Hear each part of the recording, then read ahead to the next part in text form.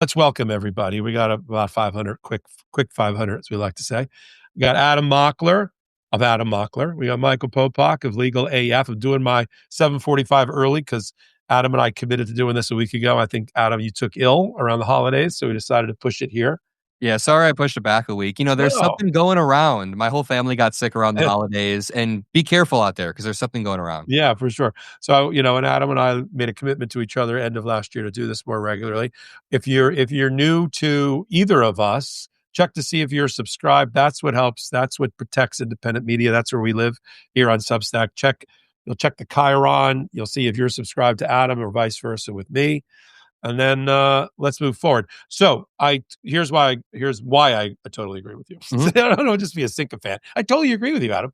But you're exactly right. Now, I'm in Miami, so I've got a unique perch with the Yeah. Venezuelan community literally outside my door. Mhm. And I know many of them well. And there was this weird split screen.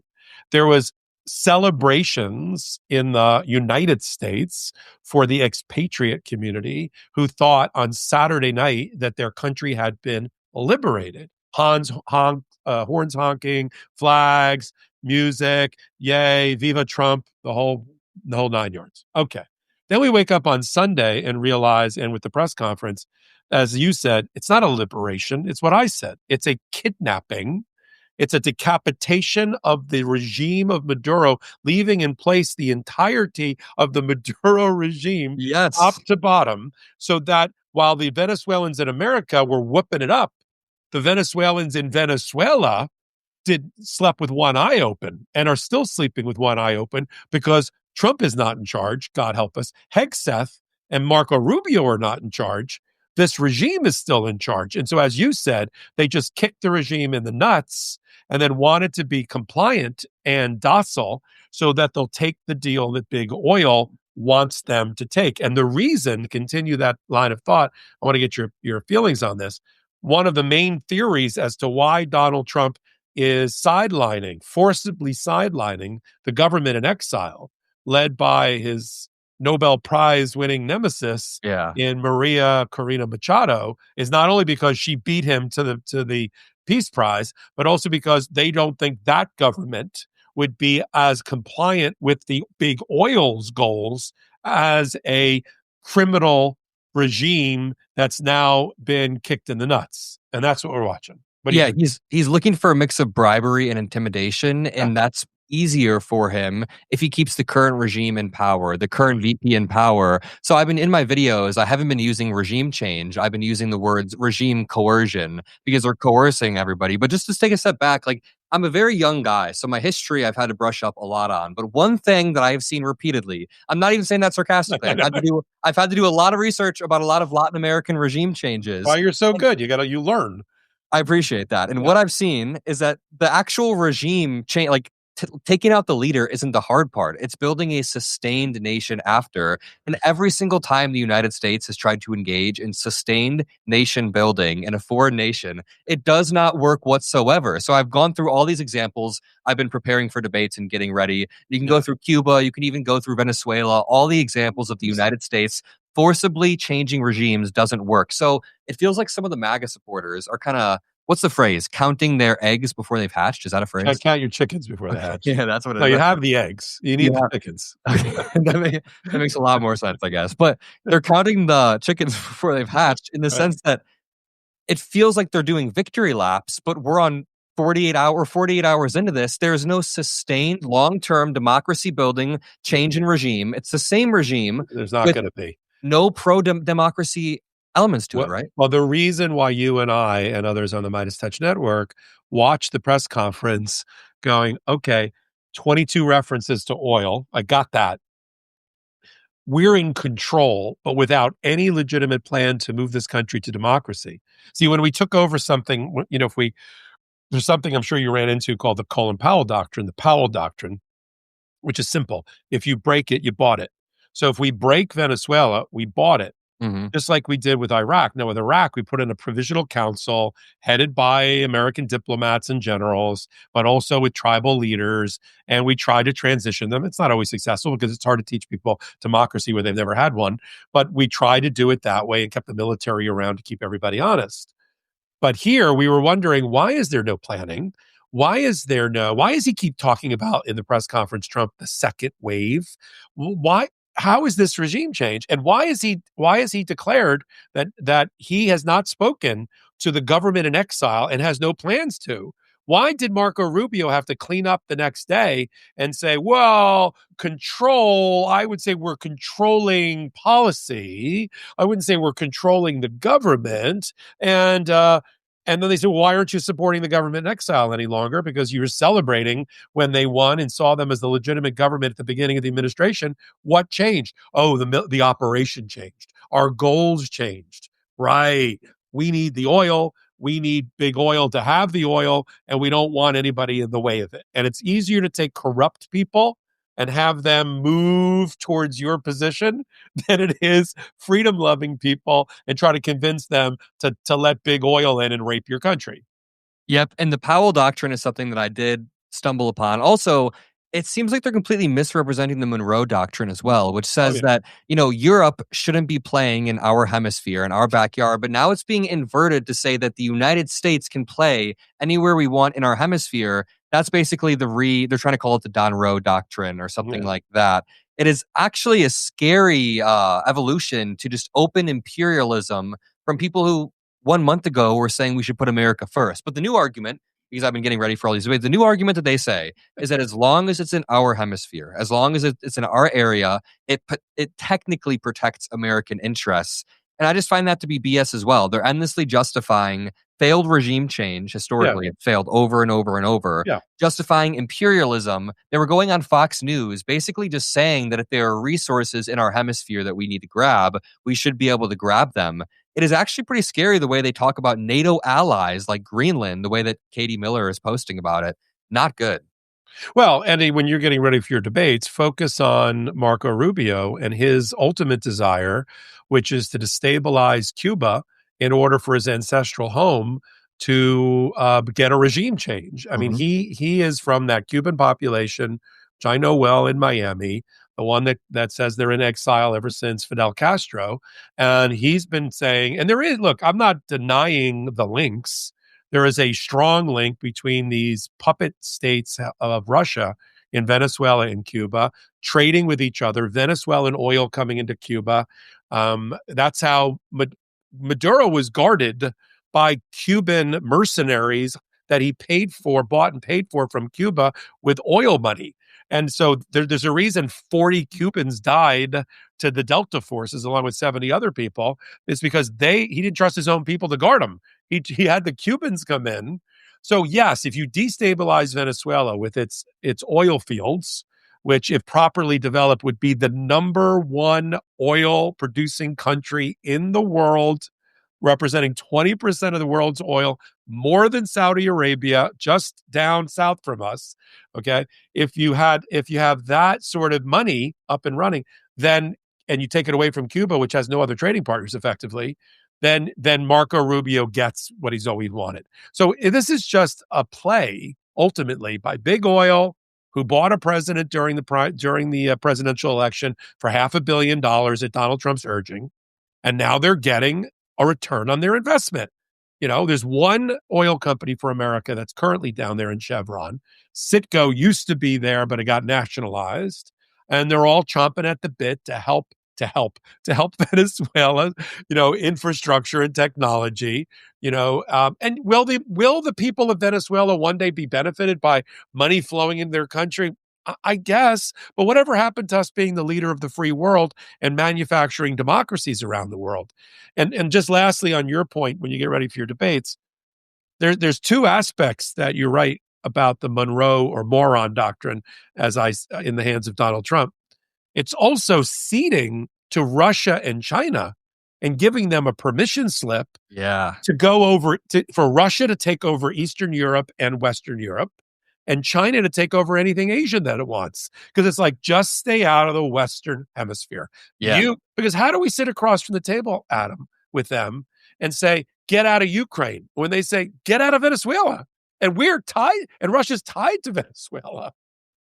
Yeah, we lose all moral high ground. Right. I guess I have a question. So has it been hard, has been a tightrope messaging someone who has a close proximity to like communities that are refugees, because obviously the refugees' immediate stance will be, hell yes, Maduro is Right. gone. It's great. Something that I found in these conversations that I'm having though is that, like, just to be frank, nobody really, except for people that I talk to on our side, the average American that I talk to, the average refugee, the average person who's apolitical, doesn't care about the legality of the situation, which I know is hard to like almost comprehend as someone who, you're a lawyer. I work and I talk about the legality of this stuff or the illegality all the time. You talk about it 10 times more, but I keep having these conversations where people don't seem to care as much about the legality, and they seem to focus more on the emotion of, Maduro's gone, which is good. How have you messaged around this, and how have you found as like a lawyer, like how?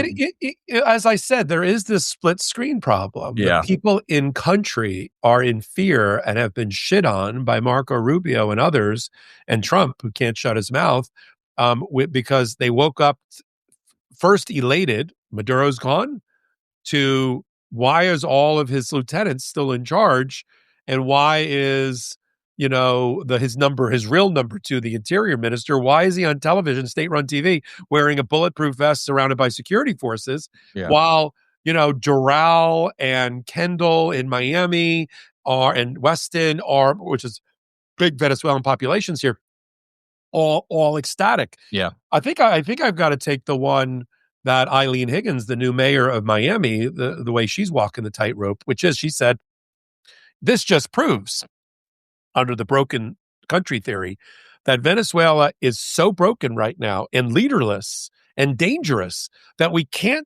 have to give and restart the temporary protective TPS.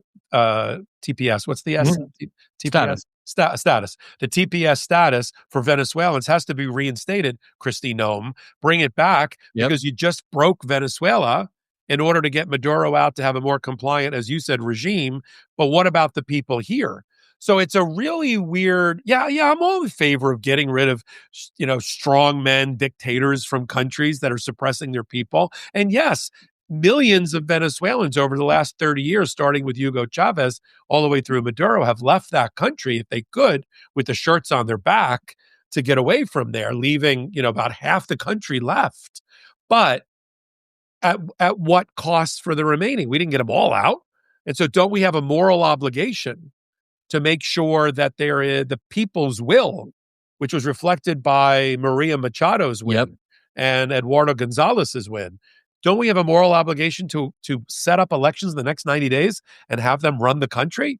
We're going to be in control so we're just going to be in control for as long as our oil interests demand it.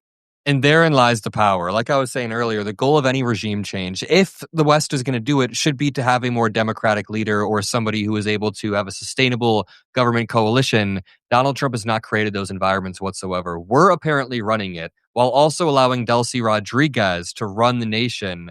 And then we already have the Washington Post reporting that oil executives are ready to take a trip this March to go and already scope out the riches that they can grab.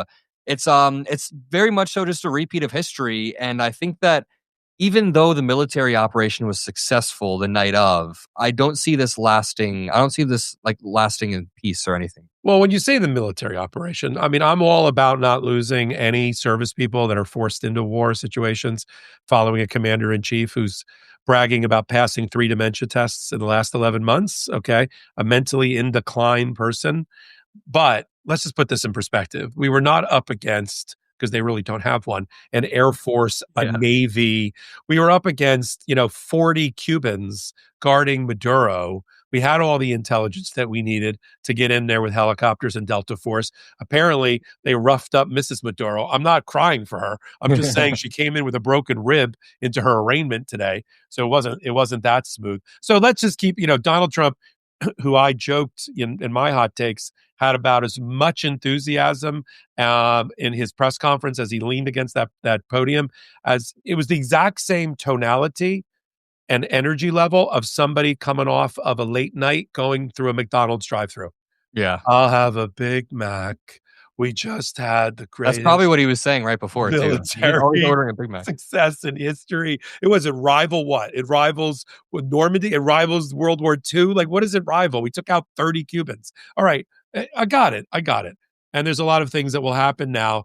the lawyers that have stepped forward to represent Maduro, very interesting combination. You've got the lawyer who represents Julian Assange, and you got the lawyer who represented President Hernandez of Honduras, who Donald Trump pardoned. So Oh my these two have lord. gotten the gang back together again, and are representing them. I happen to know one of the lawyers for him. They works at a very good firm in New York, and they'll get a lot of mileage out of something that I don't think Noriega was able to really effectively use, which is the head of state immunity. Because the more that Donald Trump and Marco Rubio talk about America's interest, American interest. The reason for this was America's interest, to align Venezuela's interest with America's interest, to align oil with oil interest.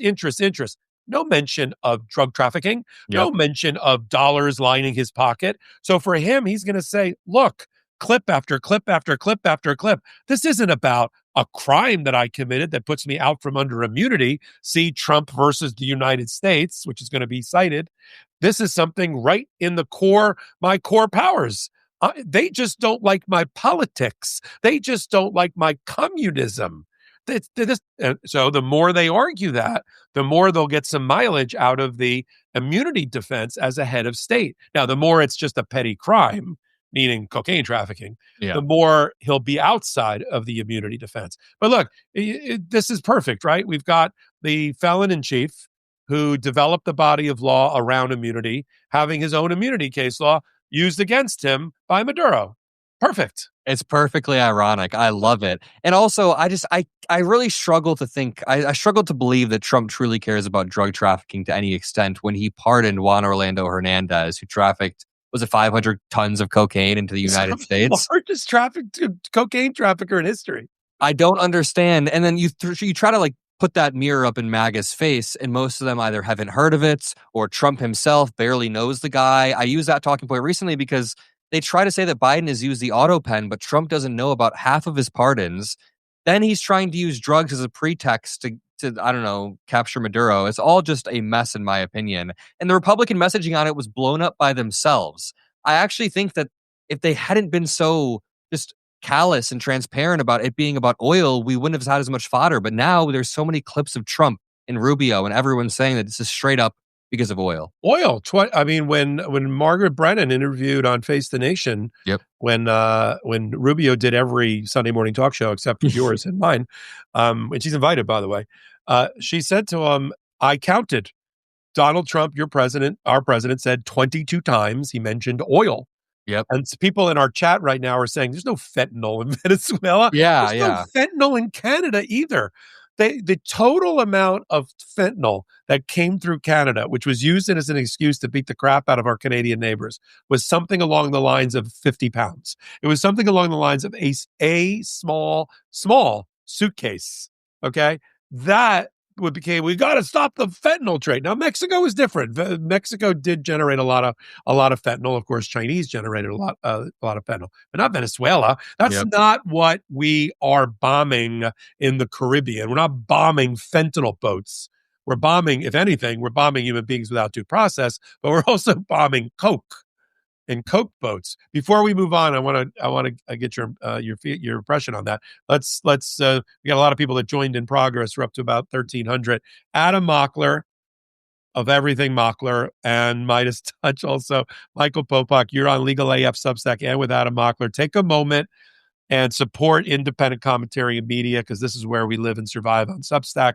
Go up to the little Chiron, click it. It'll tell you whether you are or are not subscribed.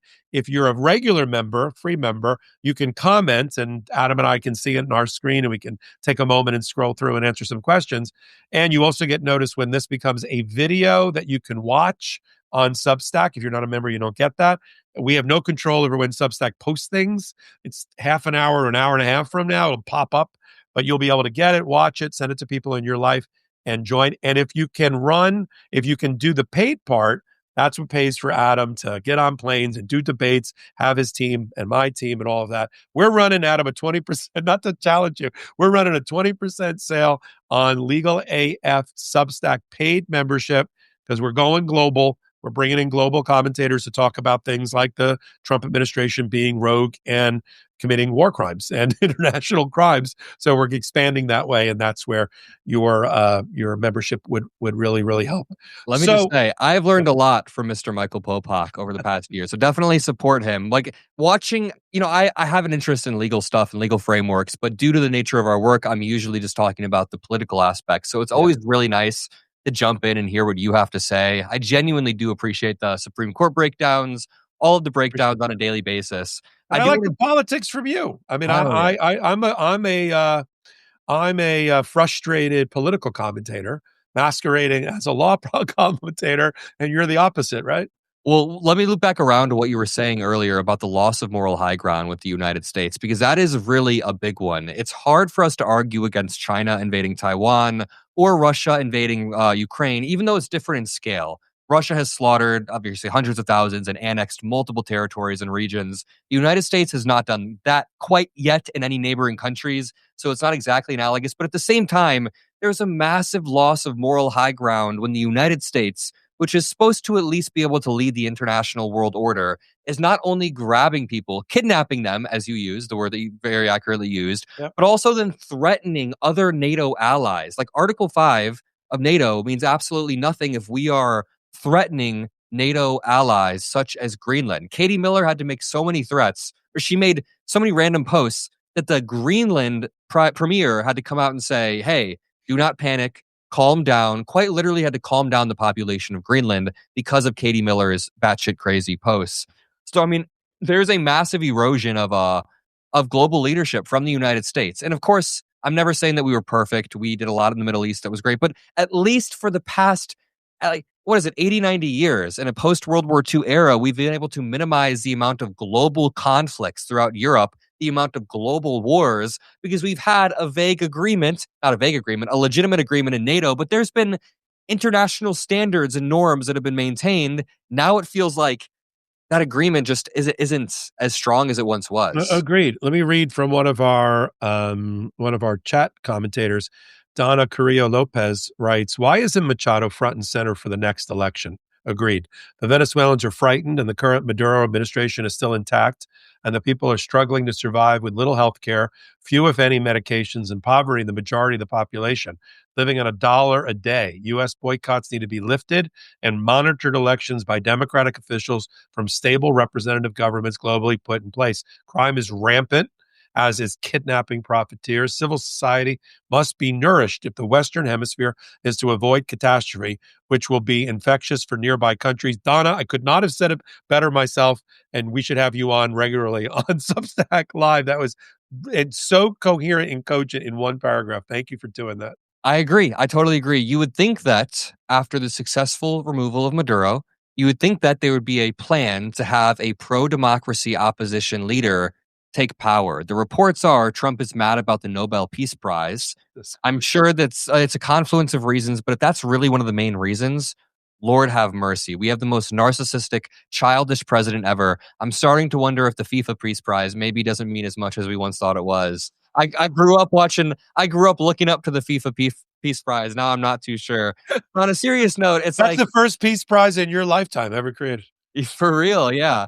I made a joke one time. I'm like, around that area, I was like, I might as well create the Mockler Peace Prize and hand it to Seriously. myself because it was just such a joke.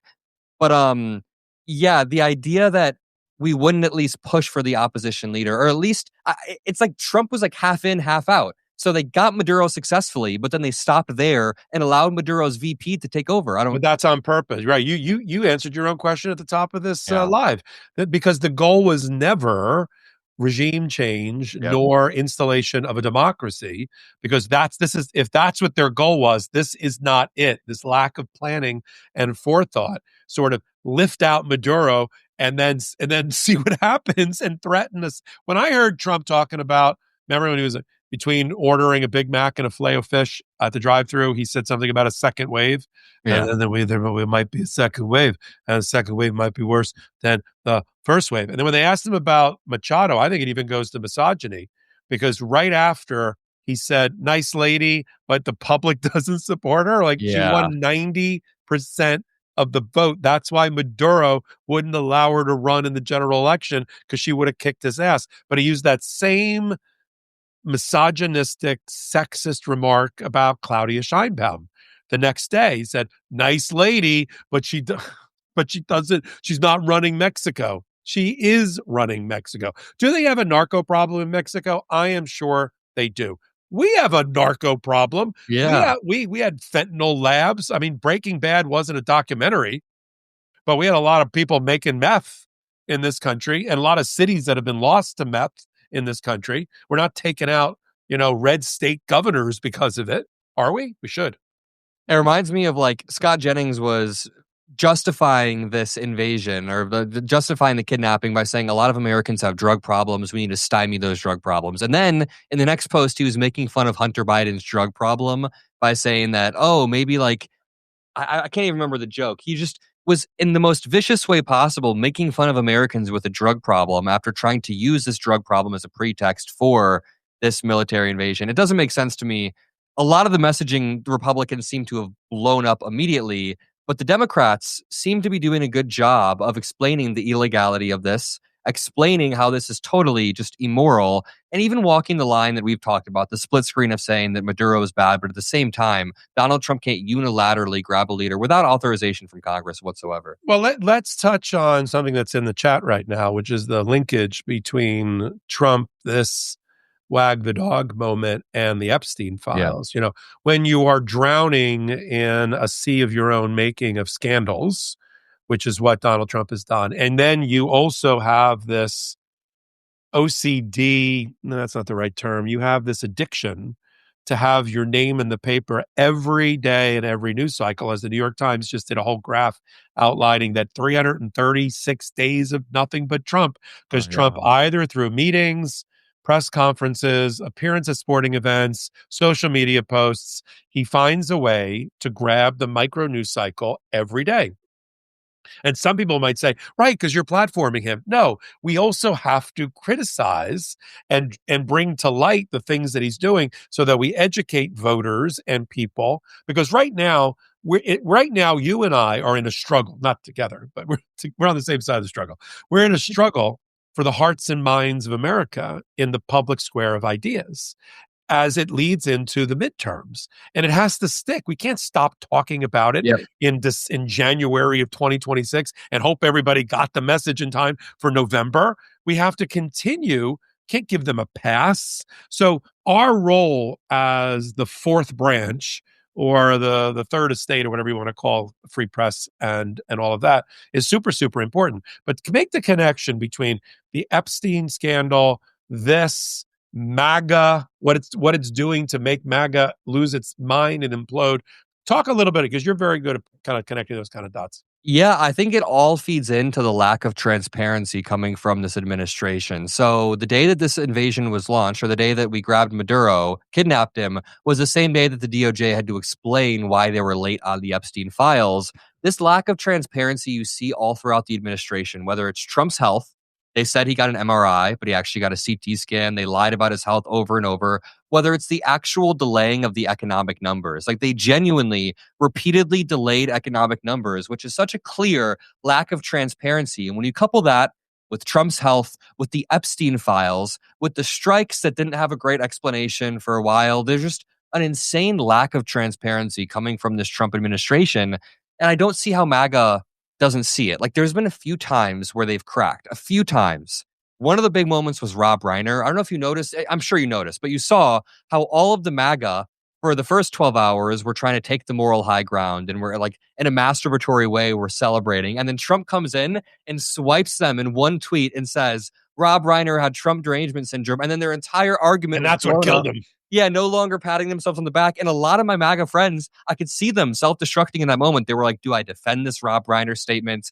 Do I condemn Trump? So you see sometimes the cracks in MAGA, but I don't understand how this insane lack of transparency coming from the administration on the Epstein files, on his health, on the economy, on Venezuela, I don't see how every single American isn't like, what the hell? This is a larger cover-up than Watergate, in my opinion, in size, scope, and scale. And the Watergate cover-up was massive, But Nixon kind of kept it within his administration for the most part, his chief of staff, his immediate people, Yeah. and some other people that were paid off. I love the movie A Few Except Good the Men. plumber. Yeah, except the plumbers. Except the plumbers. Yeah. Have you seen A Few Good Men? Is that the movie where they break in when they No, you're No, that's talking. No, that's you're Rob talking about All the Reiner. President's Men. All the President's Men. That's both great Few Good movies. Men is also good, by the way. It's all but on the topic of Rob Reiner, A Few Yeah. Good Men is a great movie with Oh, Tom Cruise. All the President's Men follows the Watergate breakup. Yeah. And or the Watergate cover up, sorry. Yeah. And sorry to loop it all back around. The Epstein cover up, I think, is larger. It is. And Trump makes Nixon and that administration look like kindergarten. Yeah. And 6 of those people got indicted and convicted, and the attorney general went to jail. So that's why I keep telling people, justice, I don't know about winter is coming, but justice is coming. As soon as, some of the most beautiful words in the English language right now are when the new Department of Justice comes in. Yeah. And it used to be like, days after the election when you and I and Midas were like, holy shit, what just happened? Although we all saw it coming. I mean, there's a reason I launched the Legal AF YouTube channel in September before the election. It wasn't because I thought I was going to be celebrating Kamala every day.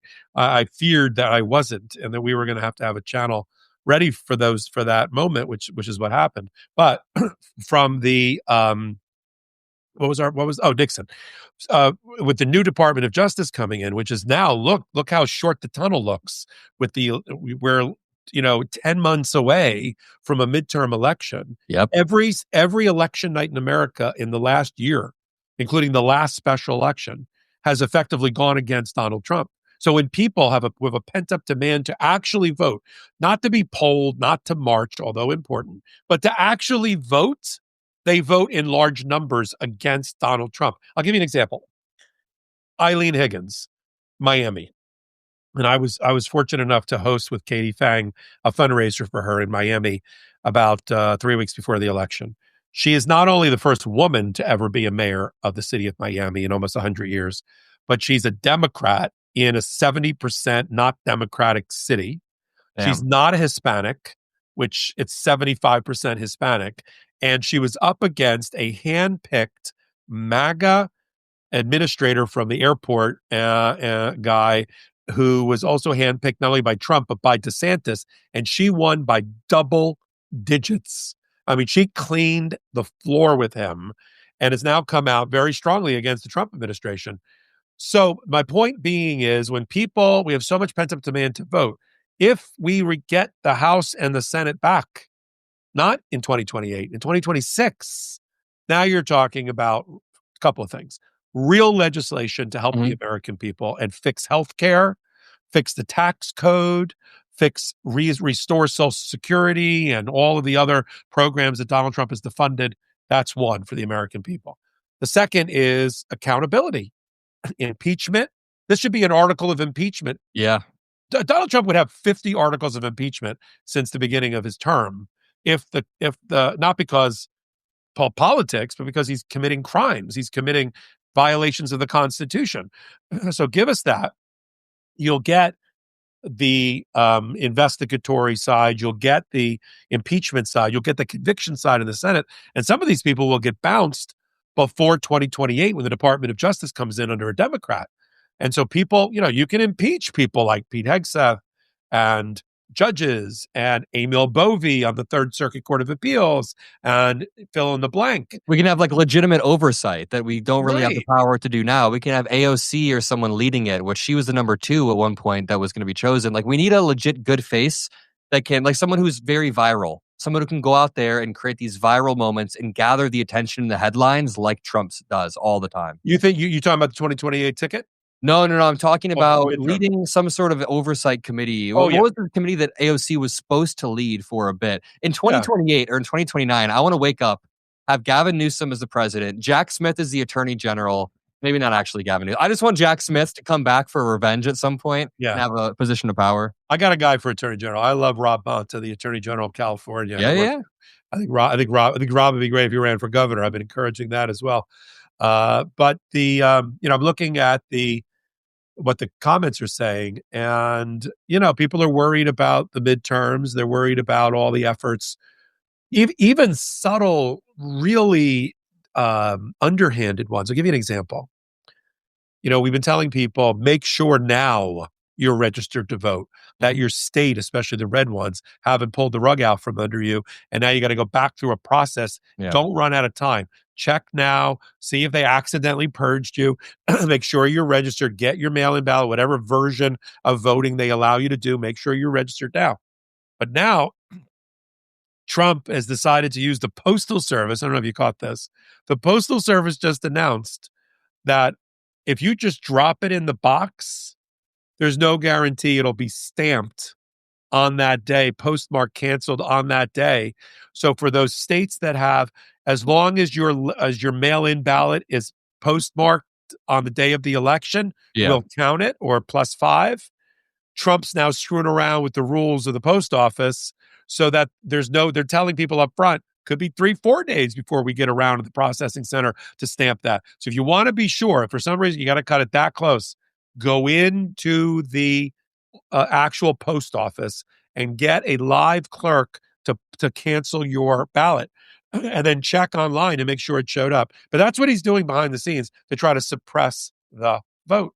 Yeah, it's really scary stuff. And if we turn out, first of all, if we turn out in massive numbers, then there's nothing we can't overcome. Like, we can overcome anything, including the redistricting that he's trying, that he's succeeding with in Texas, that Gavin Newsom responded with in a directly proportional way.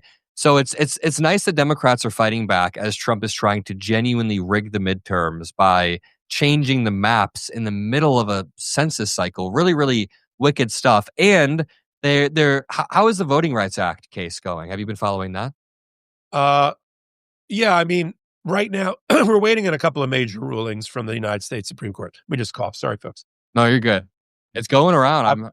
I've been talking all day, as you have. I'm also amazed that Michael Popak just joined the chat, which would be me, but I don't remember joining. So I'm wondering maybe my wife came in. In any event, we're waiting on two major things. The Supreme Court probably now is going to speed up dropping the tariffs ruling because they want to bail out Trump. I think it's going to be against him. Yeah. But we're waiting. The Supreme Court's really going to be officially back in session next week with oral arguments that are important, like transgender athletes, the Lisa Cook Federal Reserve oral argument, all up on Legal AF Substack, the live feed. So sometime next week, we'll start seeing the drop of new opinions. We're waiting on the Voting Rights Act, which is the Calais case out of Louisiana. That's a big one, right? It'll rip the heart out of the Voting Rights Act. Yeah. And which means it could mean 10 to 12 new Republican seats and less black and brown congresspeople around the country. So we may start off with, 10 or 12 seats deficit that we're going to have to overcome. So we need an overwhelming victory, but I think we can do it. There's 435 congressional House seats up for grabs all on the same night in November. Okay, this is the way some people around the world are going. This is how you do it? Yes. We flush out. This is why they're constantly running. Every congressperson is up. A third of the Senate, 35 Senate seats are up this time around. But we could totally remake. We're already, with the retirements and the resignations and the MAGA fallout, like Marjorie Taylor Greene and Nancy Mace, it's down to like one vote margin right now. Yeah. We can easily go +15, +20, even with them screwing with the maps. But before we move on, Adam Mockler, for those that from his audience that don't know me, I'm Michael Popak. This is Adam Mockler. I mean, I don't think there's anybody finer, forget generationally, that's doing political commentary right now and taking on the hard challenges and going into the lion's den and debating people like Adam Mockler. He's our version of Charlie Kirk, except he's not a racist. Yeah, exactly. That's what they say. That's my Twitter bio right now. Charlie Kirk, but not without the racism. Yeah. It just really and always refreshing to be with you, to support what Adam does, because this is his full-time job, and what I do, mine. Go to check the subscribe button here. See if you are already subscribed. Hit the button if you're not. That gets you reminders when we're up and running. It lets you comment in the chat. It tells you when this video is up, because people are joining. We're up to 1,700 people or so. People that joined in progress. You'll get the whole video. We've been talking for 42 minutes, and you can watch it at your own leisure. And then if you really want to like invest in what we do in independent journalism, and boy, do we need that help right now, then become a paid member of under Adam. He's got how to become a paid member. We're doing it under Legal AF also, and we're running a 20% sale. So at some point, become a paid member. You, Adam and I will overwhelm you with a return on your investment for supporting what we're doing on Substack. See, so Diana wrote, I didn't even know about that button. Right. That's the button. And Vicky said she just subscribed to you. Thank you, Vicky. Adam, see, already we're The already there. Popak Mighty, the Michael Mighty. Yeah, listen, we said we're gonna do this more often. I'd love to have at least every couple of weeks you and I jump on each other's lives. Yeah. And We got to provide relentless coverage in 2026. We got to be all as a community out here. So I'm super glad to have everyone in the audience. And I think we need relentless coverage for the same reasons we've been talking about throughout this entire live stream. The lack of transparency coming from this administration is where we fill the gap. We are the variable that they did not think about. Donald Trump has made intentional moves to silence law firms, sue law firms, silence universities, create a chilling effect where lawyers and students and people on visas and people who are here temporarily, or even university professors don't want to speak their mind. He's created a chilling effect among mainstream media, where now it feels like CBS is bending the knee. It feels like other companies are totally... CBS is done. CBS cannot be trusted. That's why we're here. Because this administration keeps expressing acts of authoritarianism to consolidate power because they know they betrayed the American people. They know they backstabbed the American people regarding the Epstein files. How did that No New Wars thing turn out? How did ending the war between Russia and Ukraine turn out? It's been abysmal. Tens of thousands of people are dying in Ukraine. How about Gaza? Did not work. There was a temporary 48-hour truce where Trump's face was on every single newspaper saying the peace president. Then it fell through. Hamas began to execute dissidents in Gaza immediately, and Israel began to strike again. So the problems are still there. That's without even mentioning the just the interior problems inside the United States. People are struggling. Unemployment is up among every generation, but mainly among young people. Unemployment has gone up about 15%. Among Black Americans, it's gone up even more. And that's an early indicator of a really, really weakening job market, all caused by Donald Trump's tariffs. So sorry to rant around, but to bring that all back, that is why we are here. We are the variable that they did not think of. Well, and what the polls are telling us, and you and I'll have to come back together again when the polls after this Venezuela debacle come out about how people are seeing this. But in the last round of polls, 65% of America completely rejected Donald Trump. And the numbers are worse when it comes to tariff, the economy, and foreign policy. And that was before this. Yeah. And that's just all Americans, which means a healthy band of MAGA red joined with Democrats to come up with those numbers. If you go just to pure independents, almost 72% of independents have completely rejected Donald Trump, and they want their vote back from what happened a year ago. You know, they gave him the benefit of the doubt because there was a lot of issues with the Biden-Kamala Harris transfer. You and I could do a whole show about the debacle that was the Democratic Party at that moment, but they want their vote back. And so, you know, we just have to keep constant training our sights, our heavy artillery on this administration, calling out the corruption, calling out the lack of transparency, keep people energized and motivated and not fatigued. And then there's something about this community, the Midas community, the Mockler, Popak, Legal AF, and the fact that people, I can't tell you how many times, I don't know, what state do you live in? Right now, Illinois, Chicago. You're in Chicago. Okay, great. And, really? I was in Chicago a couple of months ago. You should have hit me up. Yeah. So, I'm sure you're out and about. I'm sure people recognize you. I'm sure they start talking to you on the street. It's next level now, especially when I go to New York. In New York, it's next level. Oh, I know. New York. Well, I was in New York. But even in Miami, where people, the first 6 months of the administration were supporters of ours and listeners of what we do, but weren't now, it's like every other day I get, and when I meet with people, it's always the same thing. I feel like I have a support team. I was alone before. I felt lost. I felt alone. I felt lonely. I don't feel that way in your community. It's a safe space. This is over and over and over again. So I think that's the byproduct, that we're all kind of finding other people that vibrate on your frequency and being able to commune with them in fellowship in topics like this at this moment, and then taking that energy into the streets, into the ballot box. That's what makes change together. Look, we are bigger together than any one Stephen Miller, Donald Trump, the Sons, the whatevers. Because as I'm sure in your interviews you hear the same thing. The greatest title anybody can hold in America is citizen, and but we got to do it together. Together, we can't be defeated.